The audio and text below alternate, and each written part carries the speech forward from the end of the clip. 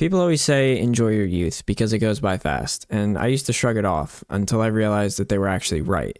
Not in a nostalgic, poetic way, but more like one day I woke up and felt the weight of all the time that I coasted through without actually being present. Looking back, I didn't ruin my teen years or anything dramatic like that, but I definitely wasted a lot of time just existing. Not living, not growing, trying, really just floating through life on autopilot, and I didn't even notice it was happening until it was already behind me. Now that I'm a little older, I'm finally able to see all these habits, fears, and mindsets that quietly held me back over the years. Things I didn't recognize at the time because they felt normal. Being scared to try new things, caring too much about what people thought, and convincing myself that I had time to change later. All of those tiny choices add up, and suddenly you realize you've been standing still for years. Now, I'm not saying I've got this all figured out, because I really don't. I'm saying it because I wish somebody had told me this stuff when I was younger. I wish somebody looked at me and said, hey, you're wasting time that you'll never get back. So I want to talk about the 6 things that I personally messed up with. Not to guilt trip myself or anyone else, but maybe help somebody wake up a little earlier than I did. If you're younger, maybe you'll hear something in this and avoid a few mistakes that I made. And if you're older, maybe you'll realize that you weren't the only one stumbling through life back then. Either way, here's what I learned the hard way and wish I understood sooner. Mistake number 1. I spent way too much time chasing people instead of just being myself, and I didn't even realize I was doing it at the time. It was kind of just like a built-in reflex to adjust my personality depending on who I was with. Different versions of me for different rooms and situations. I'd change the way I talked, the things that I liked, and even some of my opinions, all just to seem likable, interesting, or just to fit in. The thing about doing this is that none of those versions ever last. They'd collapse the moment I was alone, leaving me with this weird emptiness like I didn't actually exist outside of other people's expectations and perspectives of me. What I didn't understand back then was when you're constantly trying to fit into somebody else's idea of who you should be, you never get the chance to figure out who you actually are. You spend so much time performing for others that you forget to check in with yourself and figure out what you enjoy, what you care about, what genuinely matters to you. And the scariest part is that approval for the performance never actually feels good because deep down you know they're liking a version of you that isn't real. When I finally got tired of bending my personality and who I was into so many different versions just to be good enough, I had this moment where I realized I didn't even know what I really liked. Not the opinions that I copied or the hobbies that I picked up just because everybody else did. Not the interests that I faked just to blend in. I had to strip all of that away and start from the beginning. And that's where the real rebuilding began, when I stopped chasing people and started chasing the true version of me. Mistake number 2. I spent too many years believing somebody else would trigger my growth for me. I had this quiet expectation that my life would really begin once the right people showed up. A best friend to push me, a gym partner to motivate me. I kept imagining that someday I would meet this person that made me disciplined, confident, and adventurous. Like they'd unlock a version of me that I couldn't get myself. So I waited, and the longer that I waited, the more that I felt stuck. Days start blending together because I was passively hoping that somebody else would give my life momentum. But nothing changed because I wasn't changing. There's no magical friend group on the way, no mentor who's going to knock on your door, or hyper-disciplined gym buddy to secretly drag you into a better lifestyle. I was basically outsourcing my entire character development, expecting other people to build the life that I wanted, while I just waited for them to show up.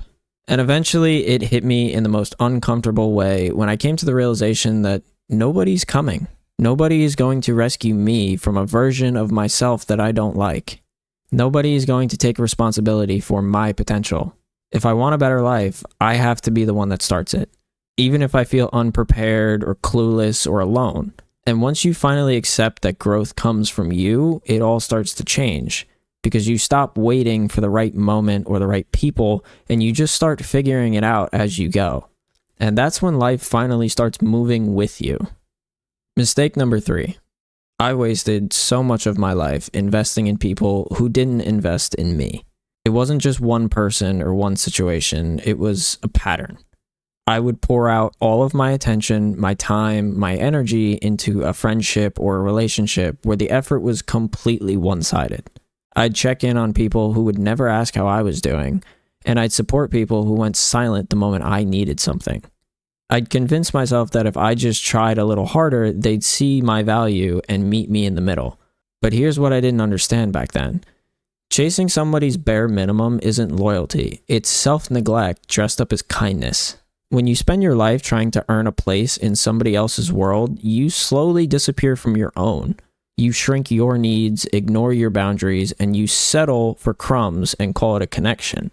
And the worst part is, it's gonna feel normal for a while. You start thinking that this is how relationships work. You start believing you're asking for too much when really you're just asking for the bare minimum to be reciprocated, and it never is. The moment I finally stopped giving my energy to people who didn't value me, it all started to shift. I suddenly had all of this time, mental space, and even emotional bandwidth that I didn't realize I was draining in the first place. And when I redirected it back into myself, into my health, my goals, and my peace, that's when things actually change. Because you stop begging for a place in somebody else's life and you actually have room to build your own. Mistake number 4. I spent years automatically saying no to almost every single plan. I turned down hangouts, I skipped events, and I really didn't go out to the bar. I really just avoided anything that required me to show up as the true me. On the surface, I just told myself that I was introverted, or I wasn't in the mood, or that I was just protecting my peace. But deep down, that's fear. Fear of being judged, or awkward, or not fitting in. So I stayed in my room and convinced myself that I preferred the safety of isolation. Even though it never actually made me feel good, it just got me out of the uncomfortable situation. Looking back, I realized how much life I missed just because I let my insecurities speak for me. Every time I did push myself to go out, on the rare occasions where I actually did say yes, I'd come home with this weird mix of happiness and frustration. Happiness because I genuinely had fun, and frustration because I wasted so many moments letting fear make decisions. The truth is, even the smallest experiences outside of your comfort zone can teach you things your bedroom never will. A 10-minute conversation, a random sunset with somebody you care about, or a stupid inside joke with a friend. Those tiny moments end up being the ones that you remember. And turning them down over and over didn't protect me. It just pushed me further into isolation and stopped me from living a life that I wanted. Mistake number 5. I spent an unhealthy amount of time online and playing video games. Now I know there's a lot of gamers watching this, so listen up. Some of the memories I made playing video games, I will carry with me for the rest of my life. Late night calls, clutch wins, inside jokes with the guys. It felt fun, safe, and easy. But it got to the point where I started to care more about my life inside the digital world than my life in the real one. It's as if I forgot while I was in my bedroom grinding away at my digital character's development, my development in the real world was the thing that was suffering. But now when I look back, most of those nights just blurred together into fog of glowing screens and wasted hours.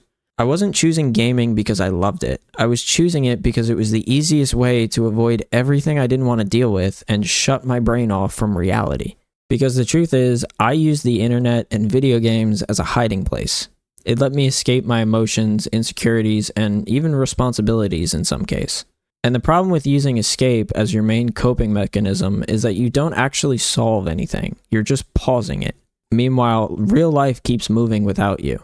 And what surprised me was how much better I felt when I started doing something as simple as stepping outside for a few minutes. Even if it's just 10 minutes of fresh air or sunlight, like hitting a reset button that I didn't really know my body needed.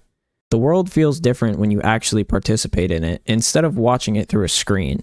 And even the small moments end up being more meaningful than entire nights online. And the 6th and final mistake of the video, the one that stings me the most, I didn't invest in my hobbies or passions because I was terrified of being judged. I'd get excited about something, take the first step, or maybe even start getting good at it, and then fear would creep in. What if people thought it was cringe? What if I'm not talented enough? Or what if everybody sees me fail? That fear was enough to make me quit almost everything before it even had a chance of becoming real. So my hobbies stayed half finished. All of my potential stayed theoretical. I wasn't protecting myself, I was holding myself back. And the people I imagined judging me, they were too busy with their own lives, or weren't even in my life long term. But the minute I shifted my mindset and started treating my interests like long-term investments instead of temporary phases, that's when you see the actual change. Even when I wasn't great at something, even when progress was slow or embarrassing, I just kept showing up. And that consistency started to build real confidence. Because skills compound, effort compounds, and the things that you choose to build yourself end up shaping your future way more than opinions of people who barely matter. And the truth is, the projects that you commit to, even quietly, will outlast the version of you that was scared to start.